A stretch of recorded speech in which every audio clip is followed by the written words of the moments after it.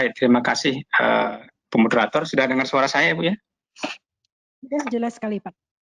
Oke, baik. Terima kasih banyak. Bapak sekalian, selamat pagi. Assalamualaikum warahmatullahi wabarakatuh. Terima kasih kesempatannya. Saya pada kesempatan pagi ini mewakili Pak Deputi yang karena Pak Deputi tiba-tiba ada mendampingi Pak Menteri untuk ratas hari ini, pagi ini, mengenai penyakit TBC, sehingga saya tadi diminta mewakili beliau sebagai pembahas. Tentu saya perlu merefer kepada hasil-hasil yang dipaparkan oleh dua pembicara berikutnya, Pak Hamid Abidin dan Pak Jody Wisnu.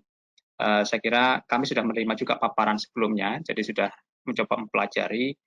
Tentu yang pertama dari tanggapan kami adalah sebagai berita gembira, karena ini filantropi sudah menjadi bagian dari tradisi kita, dan kita sudah beberapa kali sering mendengarkan hasil survei bagaimana filantropi di Indonesia, kebiasaan atau tradisi itu sudah cukup banyak ya, dan saya kira tinggal bagaimana pengorganisasiannya gitu ya untuk membantu pemerintah. Saya menyiapkan slide, tapi saya kira karena saya sebagai komentator mungkin nanti akan saya beberapa ini akan saya loncat. Yang pertama bahwa kondisi kalau dilihat dari sisi kesehatan ya, memang kondisi kesehatan kita cukup memprihatinkan. Artinya dari sisi manapun kita melihat banyak sekali sebenarnya kemajuan yang kita raih ya. Tapi pada saat yang sama sebenarnya ini masih banyak permasalahan yang kita hadapi. Saya mohon maaf, aku bisa mendengar suara saya ya? Masih, Pak. Oke, karena tiba-tiba hilang slide. Oke. Jadi di slide pertama ini disebutkan bahwa kita masih mempunyai masalah yang cukup besar di bidang kesehatan, dan karena itu ini kadang-kadang tersembunyi ya, karena masalah kematian ibu, kematian bayi, tuberkulosis itu seperti tidak segencar apa yang sekarang ada COVID gitu ya. Jadi seolah-olah bukan masalah besar, padahal itu masalah besar dan masalah kronis. Untuk stunting kita nomor 3 di dunia ya, sebagai contoh. Kemudian TB kita juga nomor 3 di dunia. Jadi kita masih banyak memegang rekor nih. Kemudian ada beberapa penyakit, bahkan yang penyakit tersebut dengan neglected tropical disease, penyakit lama, tropis yang disebut diabaikan. Kenapa terabaikan? Karena sudah cukup lama, sejak zaman tahun 0 Masehi sampai sekarang masih ada, seperti kusta ya. Itu juga masih cukup banyak. Kita semakin kita menjadi nomor 3. Artinya secara umum masalah kita cukup besar, dan tentu untuk masalah cukup besar ini resource yang kita butuhkan juga cukup besar. Permasalahannya adalah dalam kondisi seperti ini competing prioritasnya cukup besar ya. Kita sudah cukup tertolong dengan adanya undang-undang kesehatan menyatakan 5% minimal anggaran kesehatan, anggaran belanja negara adalah untuk kesehatan. Tetapi sebenarnya kalau dibandingkan di secara internasional, total health expenditure kita itu baru sekitar 1,1 dari GDP. Dan itu masih di bawah, masih di kelompok kuintil terendah, 25% terendah. Kalau kita cicirkan dari yang terrendah dan tertinggi, Indonesia masih terendah di total health expenditure. Artinya pengeluaran kesehatan baik dari sisi pemerintah maupun non-pemerintah itu juga masih cukup rendah. Ya. Nah, dibandingkan dengan permasalahan luar biasa, tentu ini menjadi tantangan sendiri. Tadi saya sebutkan competing priorities, kenapa? Karena juga kita punya banyak prioritas-prioritas yang lain. Nah, tentu dalam kondisi seperti itu, peran-peran dari filantropis di luar dengan anggaran APBN, ya tentu menjadi sangat penting. Dan bahkan tanpa itu pun sangat penting, karena ada beberapa mekanisme yang akan sulit dibiayai apabila kita menggunakan dana APBN, tapi filantropis ini bisa masuk ke ruang-ruang yang tidak bisa dijangkau oleh pemerintah. Banyak sekali kita yang direstrik oleh peraturan perundang-undangan. Nah, pada saat itulah sebenarnya filantropi ini bisa mengisi gap-gap tadi ya. Ini kalau sekalian yang di kesehatan tentu paham bahwa tidak mudah bagi pemerintah misalnya masuk untuk menangani HIV/AIDS ya. Berbicara tentang HIV/AIDS itu tidak mudah. Tidak mudah untuk berbicara mengenai KB misalnya. Nah, inilah saya kira gap-gap itu bisa dilakukan oleh filantropis. Nah, tadi sudah disebutkan bahwa Indonesia termasuk peringkat nomor 1 di mana ya, di World Giving Index tadi ya, dengan peringkat satunya. Indonesia cukup dianggap sebagai dermawan gitu ya dari sisi masyarakatnya. Nah, kalau kita bicara mengenai SDGs, karena yang sudah mengembangkan ini secara lebih sistematis adalah di SDGs, termasuk di dalamnya kita di program percepatan penurunan stunting itu sudah lebih sistematik dalam bekerjasama dengan filantropis. Nah, di peran filantropis untuk SDGs, ini kan kita sebenarnya SDGs itu, kalau kita sekalian, kenapa saya berbicara mengenai SDGs? Karena SDG itu sebenarnya adalah RPJM, karena sebagian besar SDG sudah kita masukkan ke dalam RPJMN. Ya.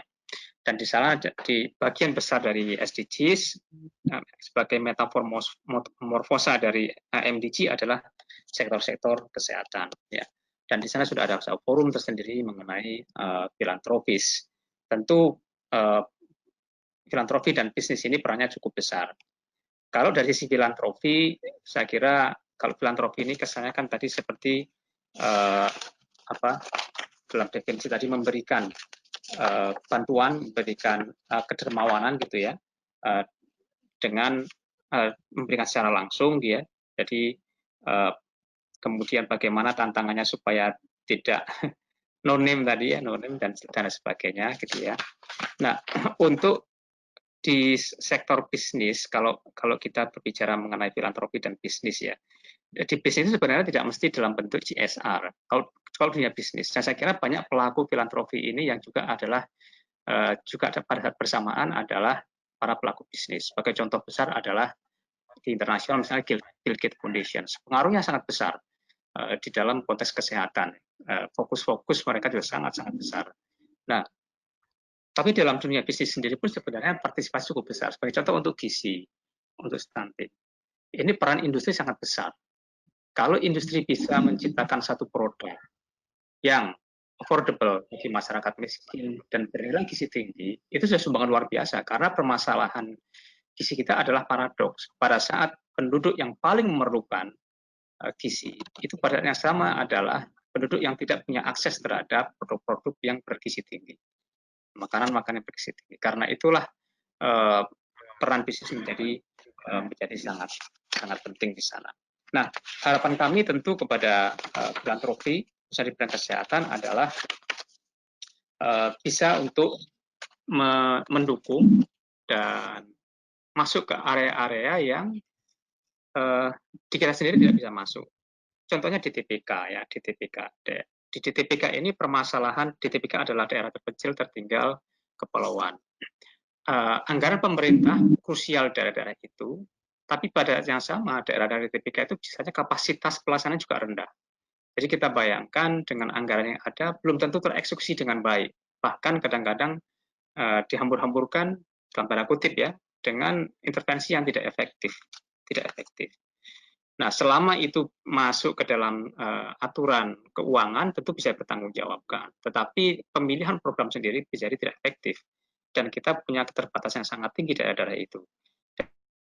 Dan kita tahu banyak sekali lembaga-lembaga sosial keagamaan yang masuk ke daerah-daerah seperti itu, daerah Papua, ya, daerah terpencil. Ini sangat tergantung pada filantropi. Itu menurut saya ada saling mengisi. Ya. Saling mengisi di mana ketika sistem kita tidak mampu, daerah filantropi bisa masuk ke sana. Itu satu area kerjasama yang sekiranya sangat penting. Di sisi pemerintah tentu kita tentu berusaha sebaik mungkin untuk memasuki daerah-daerah itu, tetapi ini tidak mudah karena berbagai peraturan. Dan ke depan kita berharapkan juga ada kebijakan sendiri tingkat penganggaran, misalnya unit cost yang berbeda antara daerah tiga dan daerah yang lain.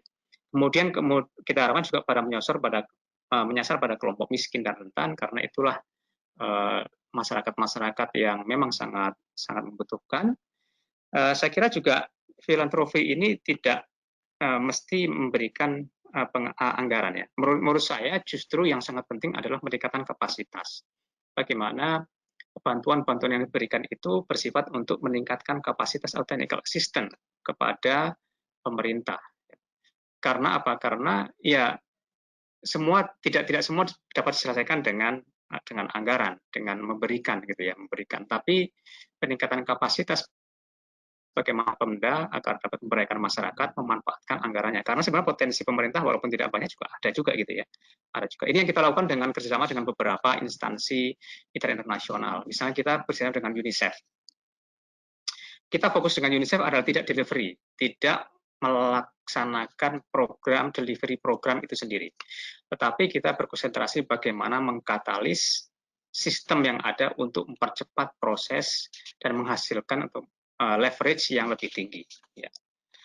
Kemudian inovasi, saya kira juga di pemerintah ini walaupun kita di encourage untuk inovasi tentu ada keterbatasan. Dari sisi finansial kadang-kadang juga masih wajib pertanyaan ketika kita melakukan sesuatu ternyata hasilnya gagal itu bisa dianggap tidak performs. Nah, tentu filantropi dengan di internasional kita lihat banyak sekali contoh-contoh filantropi yang melakukan inovasi-inovasi dan biasanya pemerintah ini sisi pemikirannya masih birokrat, apalagi masih banyak birokrat yang sistem birokrasi kita menganut Weberian ya, jadi Max Weber dulu menetapkan satu sistem birokrasi dan itu diikuti terus. Sementara dalam kondisi yang saat ini kita memerlukan agile, organisasi yang agile yang perlu ada inovasi-inovasi baru. Dan saya kira filantropi bisa menjadi katalis di sana karena interaksi filantropi dengan dunia bisnis yang menuntut adanya inovasi itu perlu juga diperkenalkan kepada pemerintah. Kemudian kegiatan filantropi akan dilakukan secara integratif dan sistematis, secara transparan dan akutabel. Saya kira dialog ini penting ya, dialog itu penting. Bagaimana pemerintah dan filantropi untuk secara bersama-sama menanggulangi masalah kesehatan, dan tentu akan sangat bagus kalau ini dibuat secara lebih sistematis dalam arti pemerintah dan filantropi duduk bersama seperti SDGs ya, Masih banyak saya kira PR-PR kita ya memanfaatkan potensi filantropis ini yang luar biasa, yang kadang-kadang memasuki daerah-daerah yang kita tidak pernah bayangkan sebelumnya. Inovasi-inovasi area yang kita mungkin belum terpikir, filantropi bisa masuk ke sana. Dan juga filantropi biasanya sangat reliving ya. Pada saat kita ada gap, tidak bisa lakukan, kemudian filantropi muncul. Dan itu menjadi hal yang sangat baik. Dan tentu apabila filantropi ini bisa bergabung dalam satu organisasi atau forum yang sejenis yang saling bersinergi, ini akan sangat baik. Kami di Bappenas mencoba itu dengan filantropi di SDGs. Kami juga melakukan hal yang sama khusus untuk penurunan stunting. Kita memiliki network namanya Scale Up Nutrition Network yang terdiri dari bisnis, dan bisnis itu bisa dalam konteks dia sebagai filantropi dengan CSR, juga dalam konteks proses bisnis mereka sendiri. Jadi filantropi dalam hal ini menghubungkan kita dengan dunia bisnis. Karena sekarang apa sih aspek kehidupan kebijakan pemerintah yang tidak terkait dengan kehidupan sehari-hari dengan bisnis ya. Apalagi di kesehatan, bisnis makanan, kemudian air bersih, sanitasi, penyediaan air, itu sangat tergantung dari proses-proses bisnis yang dilakukan di masyarakat. Sehingga kita juga memanfaatkan itu untuk saling berdialog, bersinergi antara dunia bisnis dengan perantaraan filantropi tadi. Jadi filantropi menjadi pintu masuk kita agar kita bersinergi dengan dunia bisnis. Kita tidak ingin misalnya di sektor kesehatan, sekarang ini kan saat ini di public health di internasional di mana-mana yang diuyo-uyo istilah Jawanya adalah perusahaan-perusahaan multinasional gitu ya, yang dianggap membombardir masyarakat dengan makanan-makanan yang palatabilitasnya tinggi, rasanya sangat enak, sehingga orang cenderung makanan berlebihan menimbulkan obesitas. Nah, tentu ini sebenarnya bisa diselesaikan dengan secara unik di masing-masing lokal apabila kita bisa kerjasama. Apabila proses bisnis tadi bisa membantu pemerintah, sebagai contoh kalau di bisnis ada porsifikasi, ya, itu ada proses bisnis. Kemudian makanan yang affordable, makanan yang bergizi bagi masyarakat, tapi pada saat yang sama juga tidak kelebihan gizi, tidak high sugar, high salt. Itu juga menjadi satu area yang kerjasama, dan saya kira filantropi bisa menjadi katalis kita di sana. Saya kira itu Bapak sekalian tanggapan kami. Kami juga mengucapkan terima kasih ini atas pemaparan dari Pak Hamid dan Pak Jody tadi yang sudah saya kira sangat memberi harapan buat kita bahwa ini adalah satu area-area yang perlu kita garap ke depan, kalau di tingkat dunia filantropi juga bisa berkontribusi, kenapa Indonesia tidak, apalagi Indonesia masuk dalam ranking nomor 1 tadi ya. Ya sebenarnya tidak mesti harus lewat pemerintah, saya kira bisa langsung bekerjasama dengan lapangan, tapi jika bersama dengan pemerintah tentu leverage-nya akan tinggi karena itu bisa diadopsi menjadi satu bagian policy, satu kebijakan yang juga dalam bentuk regulasi yang akan dampaknya lebih luas dibanding dengan kita secara sendiri-sendiri. Saya kira dua-duanya tetap perlu kita tempuh. Saya kira itu Bapak sekalian komentar kami. Kurang lebihnya mohon maaf. Assalamualaikum warahmatullahi wabarakatuh.